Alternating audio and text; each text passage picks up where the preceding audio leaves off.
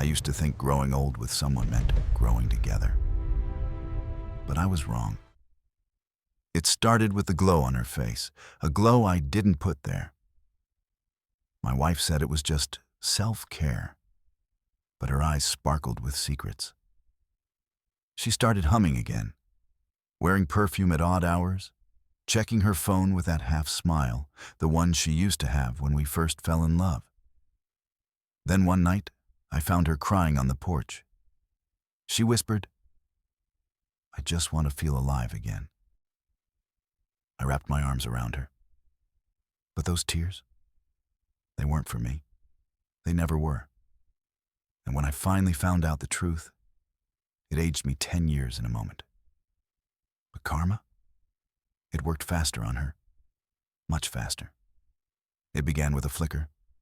Not the kind that sets a house ablaze, but the kind that dims a room just enough to make you second-guess the shadows. I noticed it one evening while we were brushing our teeth. Her eyes, they used to light up when they met mine in the mirror, but now they just didn't. I'm Ethan, 38, a high school English teacher, father of one beautiful girl named Lily, husband to a woman who used to make me believe in poetry. We weren't rich, we weren't glamorous, but we were real, at least I thought so. The first real crack appeared on our anniversary, our 10th. I'd made reservations at the little Italian place downtown, the one where we had our first real date. I came home early, dressed in a navy blazer she once said made me look like someone off a movie poster, but she wasn't there. She texted me an hour later, "I'm so sorry, Ethan. Last-minute work thing. Big pitch, rain check?" I replied, "Sure, love you." She didn't respond. I ate alone. The waiter looked at me with pity.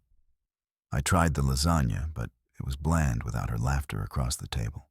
The next morning, Lily asked, "Daddy, why didn't Mommy come to dinner? You looked really handsome?" I smiled. "Mommy had work, sweetheart, but we'll all go together soon." Lily nodded, but then said something that stuck with me. She smelled like someone else's house when she came home. I chuckled nervously. "What do you mean?" "Like candles, not the ones we use." And her hair was different. Kids notice the weirdest things. That was when the flicker turned into smoke. The next few weeks were a slow unraveling. Lauren, that's my wife, began dressing differently. Not wildly so, just younger. Tighter jeans, bold lipstick shades she hadn't worn since college. A new scent, something floral and heavy, not the subtle lavender she'd always worn. She joined a gym. Nothing wrong with that. But she never asked if I wanted to join her, which she always did in the past. She went alone, 3 times a week, always returning flushed, her phone buzzing with messages she answered behind closed doors. I wanted to believe it was harmless. Midlife restlessness, maybe. We all go through it. But it gnawed at me, especially when I noticed she never left her phone unattended. One night, she took it into the bathroom while she showered. The same woman who used to leave it in the kitchen for hours now held it like a second skin. One evening, Lily was coloring at the table while I made dinner. Lauren hadn't come home yet. "Daddy, Mommy's phone was talking last night," she said. I paused. "What do you mean, sweetheart?" "Like she was asleep, but it was saying things. A man's voice. I thought it was you, but it wasn't. He said, 'You looked so good tonight.' Then Mommy laughed, but she was still asleep. The pasta overboiled. I barely noticed. That night, I lay awake watching her sleep. Her back was to me, her breathing steady, but her fingers twitched slightly, like they were replaying a memory. I finally whispered, "Are you happy?" No reply. In the morning, she kissed my cheek before work. Perfume heavy, eyes distant. I didn't want to be that man, suspicious, paranoid, bitter. But I was becoming him. not because I lacked trust, but because I knew the woman I loved was slowly becoming a stranger.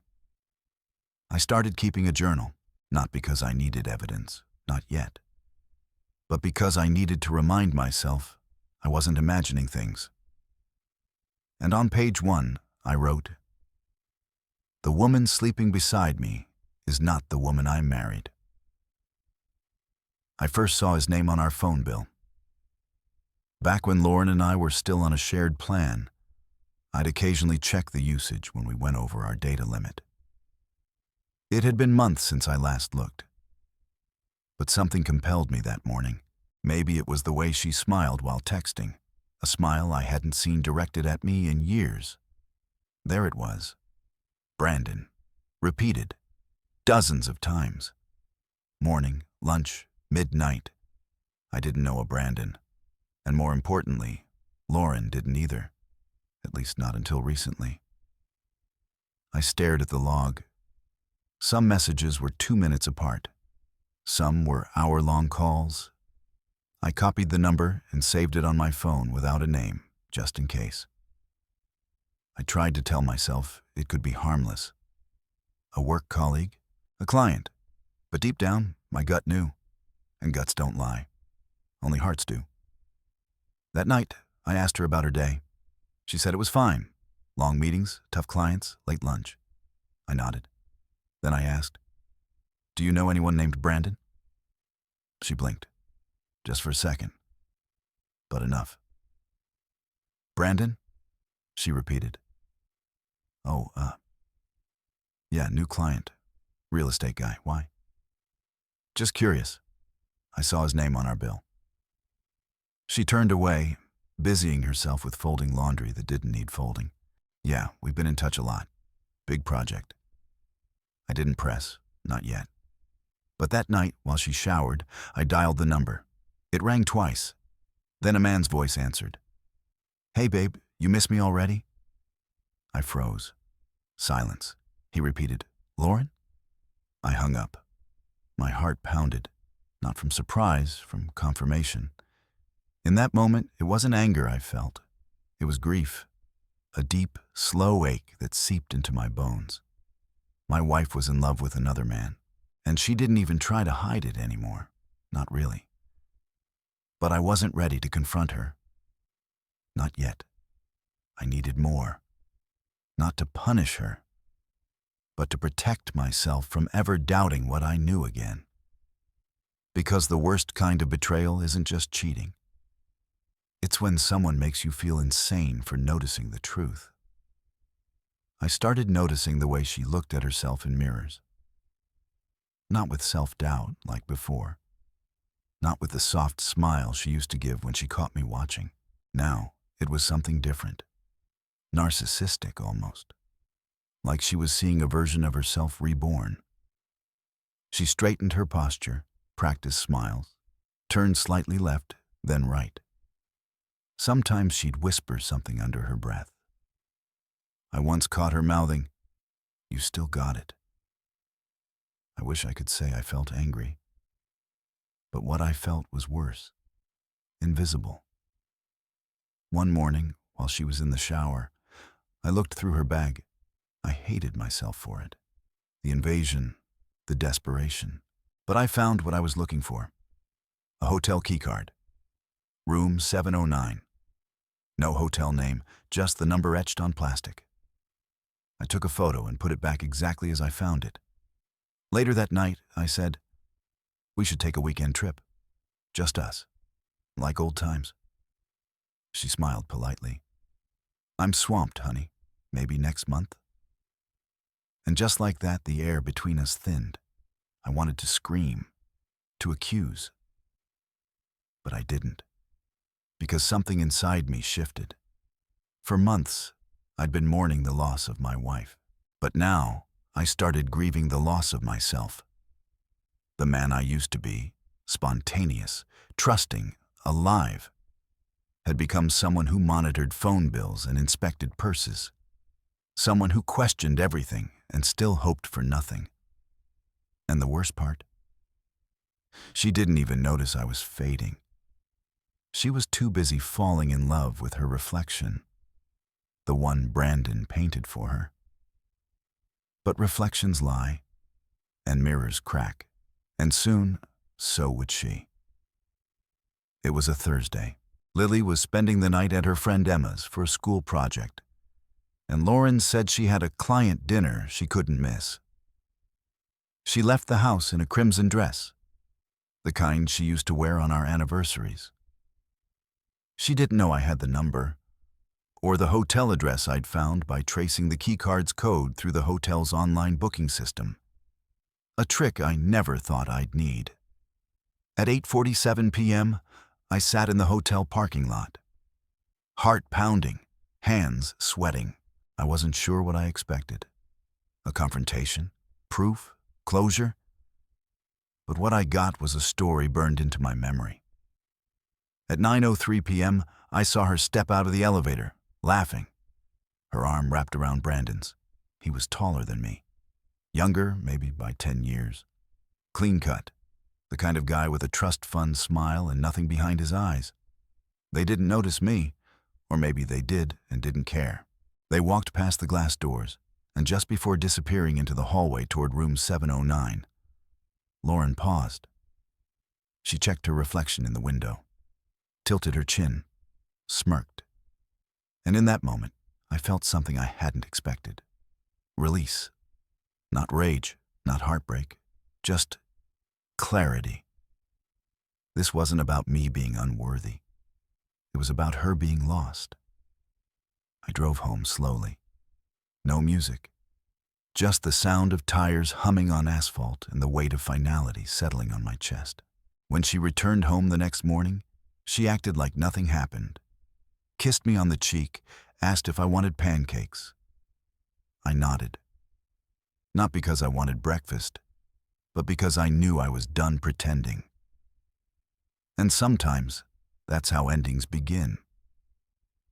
Not with screams, but with silence. Heavy, knowing silence. I started observing her, not like a husband, but like a scientist watching the last days of a lab experiment. Detached, almost curious. Every evening, she'd return home with slightly brighter eyes.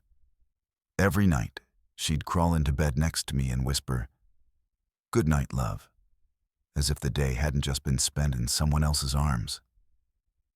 Sometimes I'd pretend to be asleep, just to avoid hearing it, just to avoid lying back. One night, she sat on the edge of the bed for a long time, back turned toward me. I could see her silhouette in the dim light from the hallway. She was holding her phone, scrolling through something, maybe old photos, maybe messages. Then, without warning, she whispered, "Why does it feel worse now that I got what I wanted?" She thought I was asleep. I didn't move. She set her phone down and curled up beside me. Her breath was shaky, and even though her body was warm, the space between us felt frozen. In that moment, I realized something. She wasn't happier, just different. And I wasn't broken, just awake. The next morning, I packed a small bag, not to leave, but to clear my head. I told her I had a work thing out of town. She didn't ask questions. While driving, I stopped by my parents' old cabin, the one we never visited anymore. Dusty, cold, but honest. I sat by the lake and let silence do what words couldn't. Heal. I thought about who I was before the affair, before the doubt, before I questioned my worth.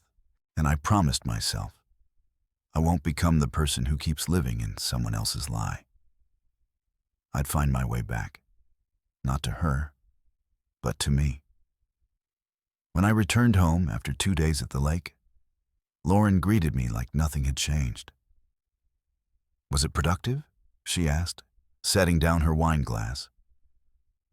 "It was quiet," I said. "That's what I needed."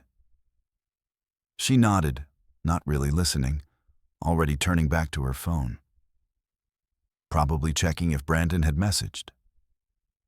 I didn't care anymore.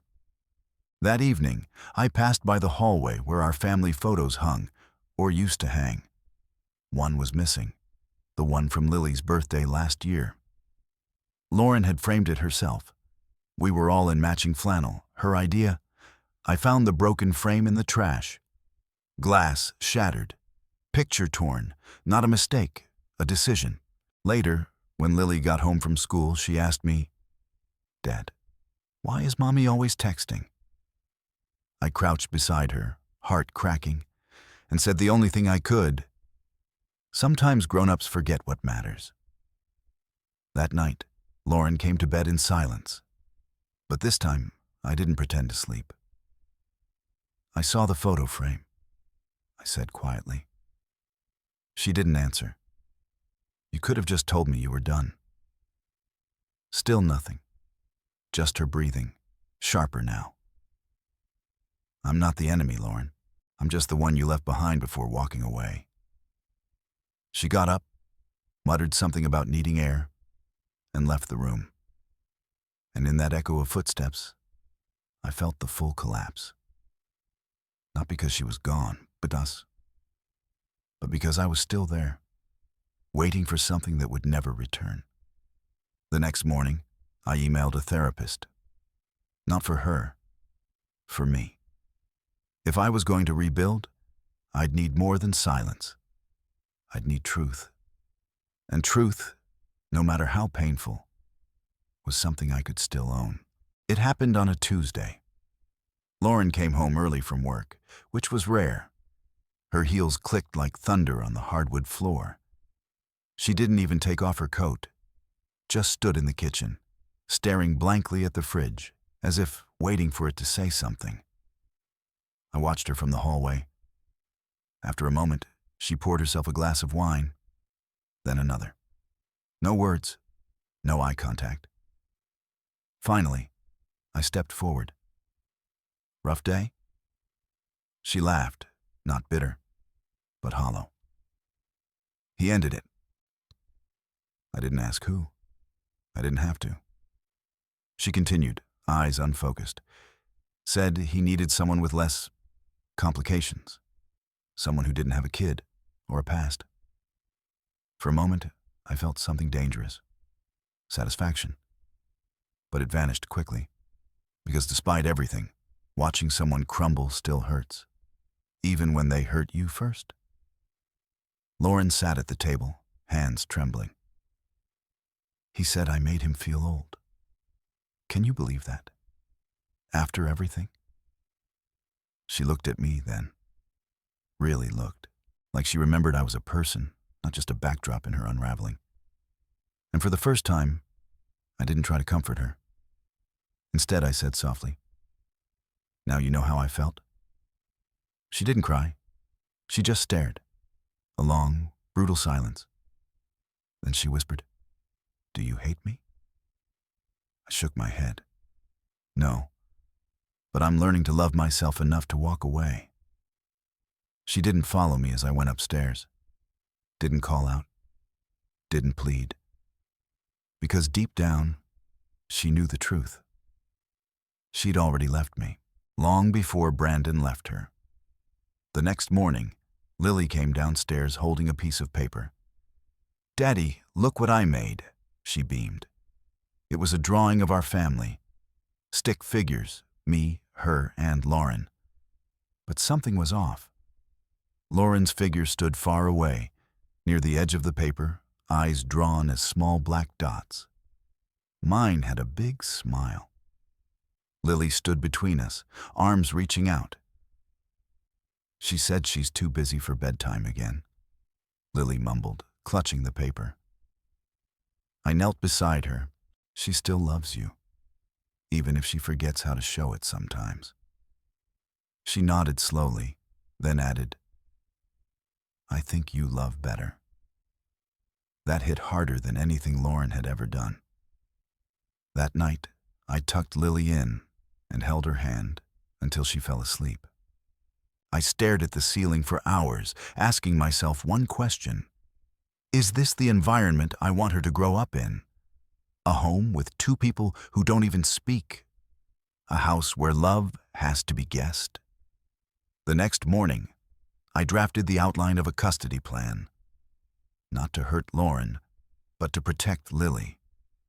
To give her peace, stability. I knew it wouldn't be easy. Lauren wouldn't take it well. But I also knew she had no ground to stand on. She had left in all the ways that mattered. And now, I was finally catching up. For Lily. For myself.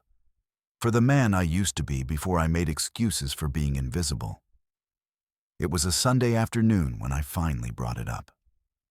Lauren was flipping through a magazine she wasn't really reading, her eyes glassy and tired. The weeks since Brandon's departure had turned her into someone quieter, thinner, almost translucent.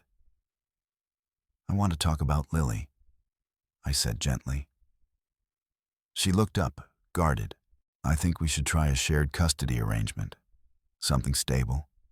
Something that puts her first." Her mouth opened, closed. Then she scoffed. "You want to take her away from me?" "No," I said calmly. "I want her to grow up without tension, without guessing where the love is." Lauren's voice cracked. "You think I don't love her?" "I think you forgot how to show it," I replied, softer than she deserved. She stood, pacing. "You're punishing me." "No, Lauren. I'm freeing us. All of us." She stopped pacing, eyes blazing with something between grief and rage. "You think you're the hero in this?" I didn't answer, because I wasn't trying to be the hero. I was just trying not to be the casualty anymore. Lauren sank into the chair, deflated. "She's the only good thing I've ever done." "Then prove it," I said. "Let's build something that won't teach her to settle for less than respect." We sat in silence. But for the first time, it wasn't angry or bitter. It was the silence of a truth finally spoken aloud. And maybe, just maybe, the beginning of something less broken. Weeks passed. The house grew quieter, but not with tension, with clarity. Lauren and I began rotating days with Lily, and for once, the transitions were smooth. No slammed doors, no whispered fights behind bathroom walls. One evening, Lily and I painted in the backyard. She drew flowers with too many petals and clouds with smiley faces. She hummed while she worked, peaceful. Lauren came by to pick her up, standing at the gate like a visitor. She watched us, that faraway look in her eyes again. "I didn't know she liked painting," she said. "She's discovering it," I replied. "She's discovering a lot lately." Lauren didn't respond, just looked down at her shoes. "I filed the papers," I added after a beat. "We'll keep things civil. You'll have time with her. I'll make sure of it." She nodded slowly. I always thought I needed something. Thrilling. But all I did was chase noise and lose the music. It was the most honest thing she'd said in months. I didn't reply. I just handed her Lily's overnight bag and walked back inside. The next morning, I woke up to silence, not heavy, not aching, just still. And in that stillness, I made eggs for myself. Played a podcast, laughed at a joke no one else heard. For the first time in years, I didn't feel like a background character in my own life. Lauren's chapter had ended, and I wasn't bitter. I was breathing. Finally. Lauren called one evening. I almost didn't answer. But I did. "Can we talk?" she asked, her voice unusually small. I agreed to meet her at the coffee shop where we used to sit on Sunday mornings, back when we still had dreams that aligned. She looked older, not just physically, in the eyes, like someone who had run from herself for so long, only to realize she'd left her soul behind. "I just wanted to say I'm sorry," she began. "Not for the affair, I know that was wrong, but for making you feel invisible." I didn't respond right away. I let the silence do its work. She continued. I thought the excitement meant I was alive. But I was just afraid. Afraid of growing older, of becoming irrelevant. You were steady, and I mistook that for stagnation. I looked at her, no longer angry, just removed. You don't owe me an apology, I said. You owe yourself the courage to grow. She blinked, maybe expecting a fight, maybe hoping for one. But all I gave her was peace. I hope you find what you're looking for, I added. She nodded, eyes moist. You already did, didn't you? I stood to leave. No, Lauren. I built it. As I walked away, I realized something. Closure isn't always a conversation.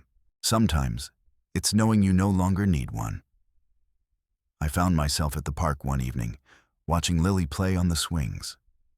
She giggled as she kicked her feet toward the sky, hair flying wild and free. Push me higher, Daddy, I obliged, each push echoing like a heartbeat through time. Forward, forward, forward. Lauren showed up briefly. She stood by the fence, watching, hesitant to enter our little circle of warmth. She wore more makeup than usual, as if trying to mask the sleepless nights. The years had finally caught up. Not in her looks, but in the way she moved. Cautiously, as if afraid of being seen too clearly. Lily ran to her for a quick hug, then returned to me without a second glance. That said more than words ever could. When we got home, I looked in the mirror for a long time. I didn't see a victim. I saw a man who had fallen apart quietly and rebuilt himself even quieter. I saw lines of fatigue, yes, but also of strength. I saw someone who had learned the difference between being needed and being valued. Lauren's betrayal didn't destroy me. It revealed me. And in that reflection, I found something far more powerful than revenge. I found clarity. It had been 6 months. Lily was thriving. Her laughter now filled the house, no longer echoing off cold walls, but dancing in the warmth of a home finally free of tension. One morning, I passed by the old hallway mirror and stopped. Not because of what I saw, but because of what I didn't feel. No bitterness, no ache, just calm. I had lost a wife, yes. But I had found a self I didn't know I'd buried under compromise and quiet resentment. I sat on the porch that afternoon, sipping coffee while Lily colored beside me. The sun painted her cheeks gold. She looked up. Daddy? Yeah, sweet pea? Do you think Mommy's sad? I paused. I think Mommy's learning, I said. And sometimes learning hurts. She nodded solemnly, then returned to her drawing. Later that night, Lauren sent a photo of Lily's school project. No caption, no emojis, just the picture. A small olive branch. I replied with a simple, thanks. No more games. No more need for validation. Some people chase youth and forget the cost. Lauren had wanted to feel young again, but in the end, it was age, the kind brought on by regret, that caught her first. And me? I aged too, but in peace, not punishment. I stood in front of a blank wall in my living room, the space where our family portrait used to hang.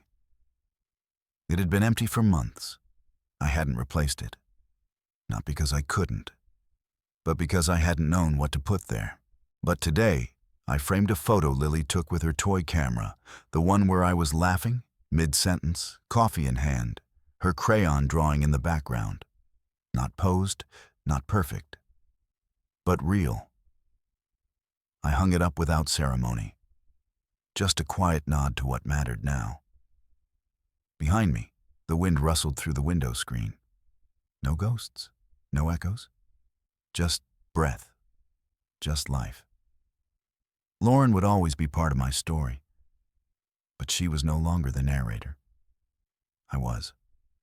And I chose peace. I chose growth. She said the affair made her feel young. But when she looked in the mirror now, she didn't see youth. She saw what chasing temporary excitement costs when you gamble with something permanent.